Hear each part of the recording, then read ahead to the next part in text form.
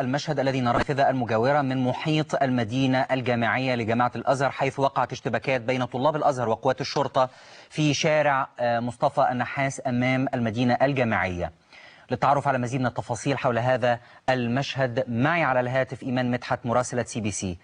إيمان، قولي لنا إيه تطورات الموقف عندك بالضبط؟ بعد صلاة الجمعة خرج طلبة جامعة الأزهر من المدينة الجامعية الواقعة في شارع مصطفى نحاس بالحي السادس.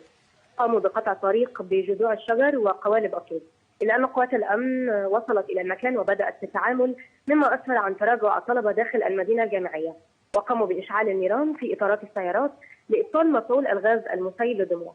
الجو المحيط هذه المرة مختلفا بعض الشيء، افتعلت من المدينة أصوات الأناشيد وغير متكافئة مع عدد الطلبة هذه المرة.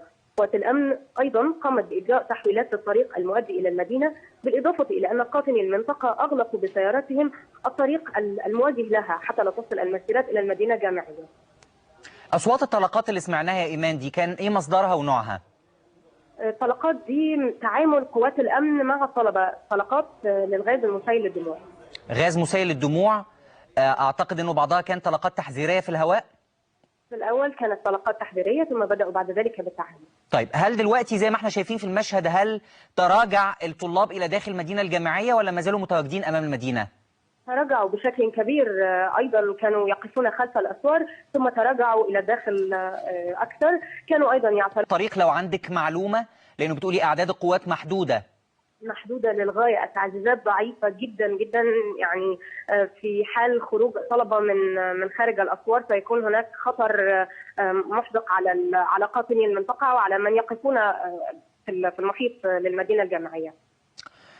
أنا بشكرك جدا إيمان مدحت مراسلة CBC على هذه المعلومات من أمام المدينة الجامعية لجامعة الأزهر. إذن كما نرى في إحدى هذه النوافذ محيط جامعة الأزهر بعد نجاح قوات الأمن رغم محدودية عددها في فض الاشتباكات التي وقعت في شارع مصطفى النحاس أمام المدينة الجامعية.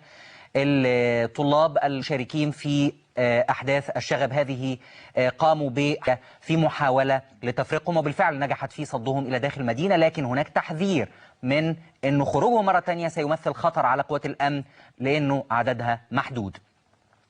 مرة أخرى بنذكر بالمشهد أيضا في الهرم والعمرانية، والاشتباكات أسفرت عن الاعتداء على 2 من طاقم CBC هم بولس ونيس سائق السيارة وأحمد خليفة مدير التصوير. الاثنين تم نقلهم إلى مستشفى الجيزة لعلاجهم وإسعافهم. تعرضوا للاعتداء من قبل مثيري الشغب في الشارع، وأيضا سيارة الحماية المدنية تعرضت للاعتداء، وقوات الأمن نجحت في فض مثيري الشغب هناك. أيضا للتعرف على أعظم الجامعات تقدمت بطلب لوزارة الداخلية لتأمين لجان الامتحانات بالكامل. معي على الهاتف الدكتور أشرف الشيحي رئيس جامعة الزقازيق. أهلا وسهلا بيك دكتور أشرف. أهلا بيك. طمنا يا فندم بداية على تأمين الجامعة ولجان الامتحانات ونحن على مشارف بدء امتحانات الفصل الدراسي الأول. الامتحانات عندنا بدأت بالفعل في بعض الكليات وهتستكمل